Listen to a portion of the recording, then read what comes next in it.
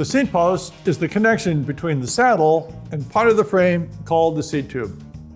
This video will review the basic process to remove and install the rigid seat post.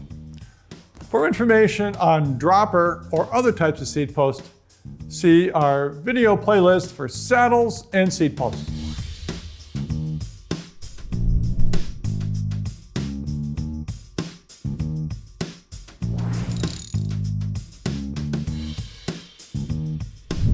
Most bikes allow for quick removal and installation of the seat post.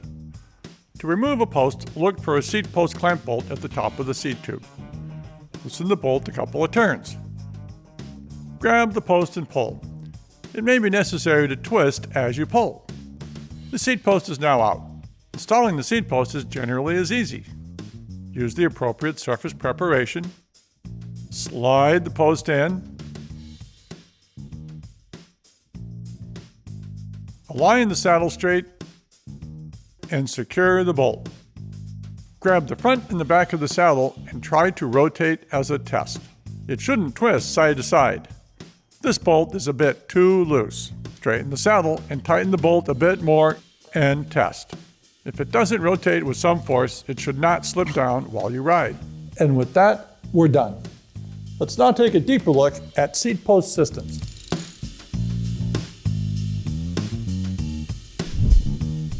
The common seat post is round and fits into a round seat tube. The post should only be slightly smaller than the inside of the seat tube, typically only about 0.1 millimeters smaller. This allows the post to slip inside the seat tube.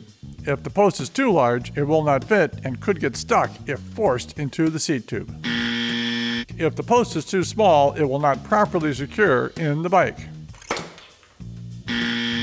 The collar here is pinching closed and the post is still not secure. The diameter is commonly marked on the post. This measures 27.0. You can also use a caliper to measure the post outside diameter. The diameter of this post is reading 30.87, but it is rounded to 30.9. Bicycle manufacturer's website may also list the seat post diameter required if you don't have the previous seat post, or are not sure of your seat post size. If you are measuring the diameter of the seat tube, check in a couple of places and then average the readings. There are also available seat post shims that reduce the inside of the seat tube to match the smaller seat post.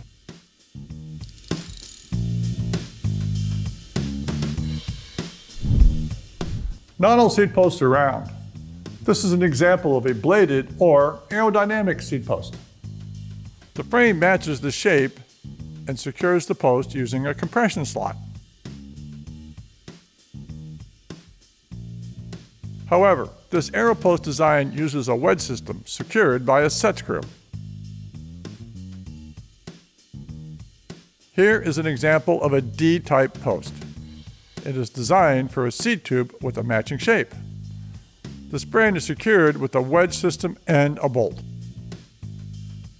Some proprietary designs are unique to a model or brand. This frame does not have a post that inserts into the tube.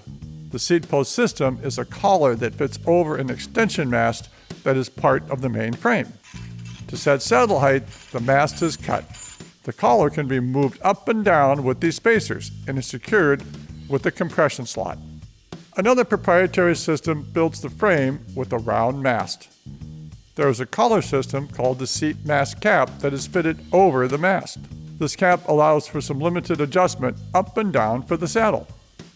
The pinch bolts on the collar are secured to hold it in place.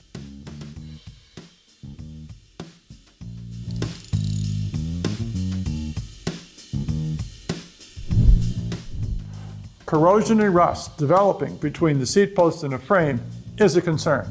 To help prevent this, it's a good idea to treat the surfaces before assembly. If the frame is steel or aluminum, with the steel or aluminum post, grease or anti-seize are both good choices. It is the cleanest look to grease inside the tube. Any excess grease is simply pushed inside the frame and cannot be seen. If either the post or frame are carbon fiber, things get more complex. Always check with the component or frame manufacturer for their recommendations. Generally speaking, if the post and frame are both carbon fiber, they can be left dry. An aluminum post with a dry carbon fiber frame can result in corrosion. Grease will help keep the aluminum surface away from the carbon fiber surface. The reverse is also true. A carbon seat post with a steel or aluminum frame needs something to separate the surfaces, and grease is a common way to do that. It is also a good idea to occasionally remove the post and clean and reapply grease. If the post is slipping at normal torques, an assembly compound can be added. Park SAC2, for example, has a silica grit and a greasy carrier. Use only a small amount in the seat tube. The grit bites into the frame and post to hold it secure.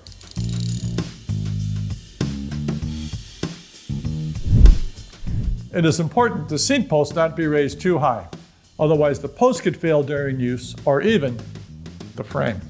Inspect the seat post for a maximum height mark. If there is no such mark, as a rule of thumb for a round post, have about 2.5 times the diameter inserted into the frame. For a 27-2 post, that's about 70 millimeters down in the frame. When the frame design has a seat tube that extends upward past any joint, try to have the post inserted below the tubing joint. When selecting a seat post length, make sure it's not too long. You want to achieve your desired ride height before hitting any obstructions in the frame. Interruptions could be bends in the frame, water bottle cage bolts, or suspension linkages.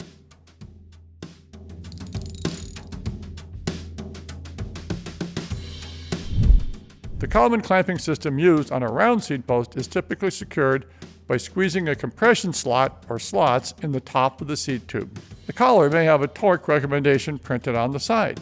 Because the collar manufacturers don't also manufacture the frame or the seat post, those numbers should be considered recommendations. The idea is not to allow the post to drop when you ride. The test for that is twisting it. If it twists, it's too loose. We get the post tight enough not to twist, it's not going to drop when you ride. If the seat post clamp uses a quick release, adjust the tension to feel resistance in the last quarter of the swing closed. Try not to over-tighten the clamp, but if needed, adjust for more clamping force with the adjusting nut.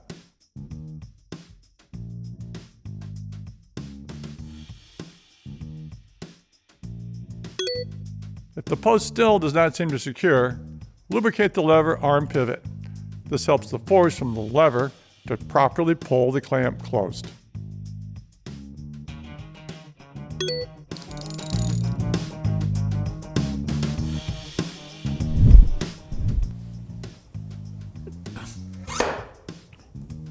Like anything, seat post adjustment can sometimes go awry. Here are a few scenarios and some possible solutions. If the post will not move up and down after the binder is loose, the seat post may be stuck. See our saddle and seat post playlist for more on stuck posts. After securing your seat post, you go for a ride and it continues to slip down. There can be several reasons for this. The binder bolt may simply not be tight enough. Double check the bolt torque. However, if the head of the bolt and bolt threads are dry, it will not permit the load to be transmitted to the binder clamp. Remove the bolt and grease the threads and head of the bolt. A dry fastener can also occur on a quick release style needing lubrication. If it still does not secure, double check the post is the right size for the frame. If the seat post to frame sizing is correct, it may help to use an assembly compound such as SAC2. Creaking is the result of two things moving against one another. Creaking in this area can be the result of the saddle rail binder bolts being loose on the saddle rails. Check their security. Movement can also occur between the post and the frame. In this case, remove the post, apply grease or anti-seize, reinstall the post, and secure the seat post clamp.